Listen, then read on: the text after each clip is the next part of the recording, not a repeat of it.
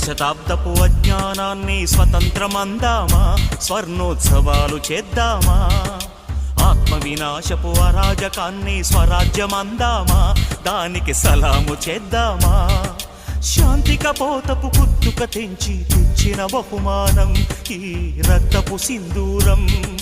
నీ పాపిటలో భక్తిగా దిద్దిన ప్రజలను చూడమ్మా, ఓ పవిత్ర భారతమా.